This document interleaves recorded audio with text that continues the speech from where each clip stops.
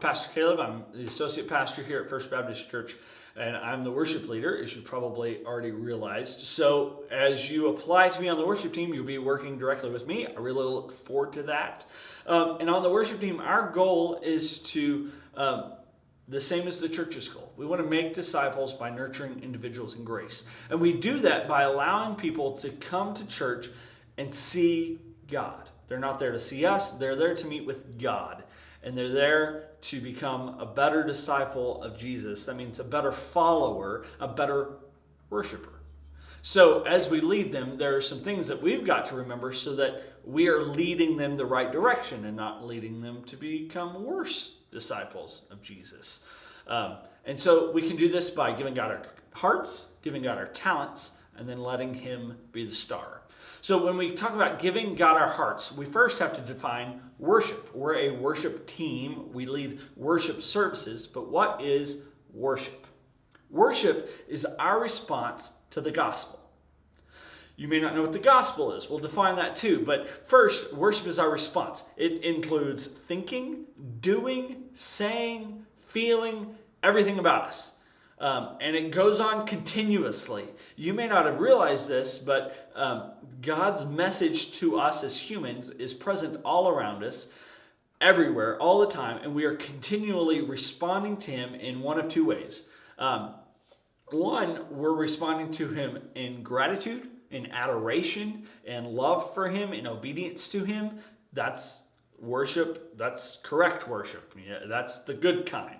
Or we're responding with rebellion and selfishness and self-centeredness and thinking that we're the most important people in the universe, when in truth, that is not true. In truth, that is not true at all.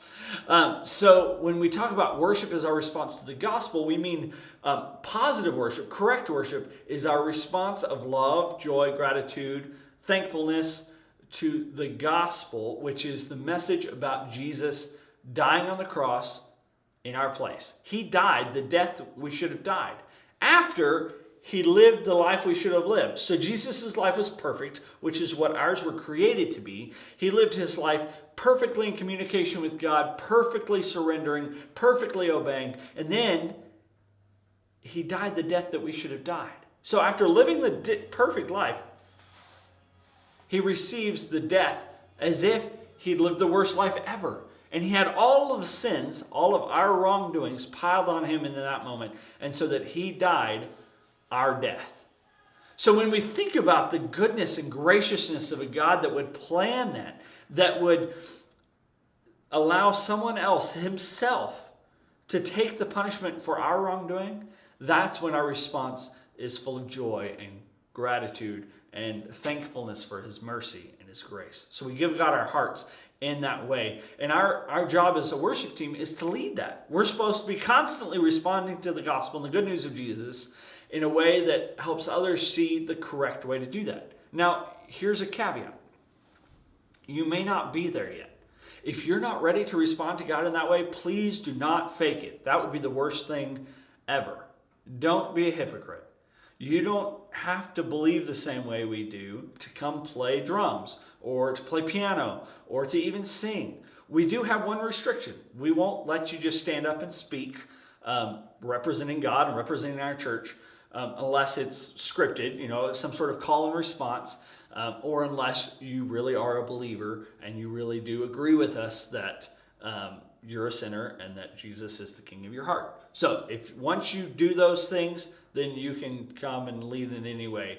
But until then, you're more than welcome to come play or sing, but you won't ever really be given an opportunity to just speak because we don't know what you would say. And not that you would say something horrible, but you won't be under God's leadership in that moment because you're not a believer yet. So we just would have that one restriction for you. And after we give God our hearts, then we come to this point of, on the worship team, we give God our talents. So this means that whether you're really good and have lots of skills and abilities and are ready to share those with the congregation, or whether you're really bad or somewhere in between, you're ready to let God be in charge of what you do and when you do it. So you're not going to come to me a couple of months down the road and be like, I really should be singing more because I've got a great voice and I just sound really good. Or you shouldn't come to me and say, I'm really bad, but I feel that God wants me to sing or play even though I'm really terrible. Well, here's the way this works. When you give God your talents, you're also allowing Him to institute His authority over you, which in this particular case, I'm your direct authority. Yes, I'll get things wrong, but generally, God has given me the leadership of this team. And so if you come to me and say, I'm really bad, but I would like to still participate, you've got to give me the freedom to say, you are really bad. Go home and practice. Come back soon. That's great. Or say you're really good, you've got to come to me with the freedom to say, here's my piano playing ability. I can do this. Let me know when you want me to. Let me know how you want me to. And be willing to take some instruction and be teachable and be flexible. Because if you're really giving God your talents, it's not going to matter to you when you play or how you play. You're just going to be available. The third thing we do is we let God be the star. Now, people aren't coming to our church to see us or to hear us or to get excited about us, hopefully. Hopefully, they're coming to meet with God. And if they're coming for the first reason, we've got to switch that and change that as quickly as we can so that we become invisible and we let God be the one who is praised and noticed and worshiped and thanked. When we become so self-centered that everything is about us, we have completely failed as a worship team.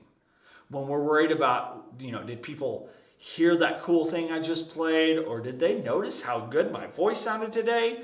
We've lost it. That is not the goal. Our goal is to get out of the way, to be invisible, and let God be the star. So worship is our response to the gospel. It's our thoughts, feelings, actions, everything in response to who God is and what He's done for us in Jesus. We can respond well or badly. Either way, as a worship team, our goal is to respond well and to lead everyone in our church to sing out loudly and joyfully in response to God's mercy and goodness. I look forward to working with you soon. Be sure to complete the application below, and then we'll schedule your audition. Thanks so much.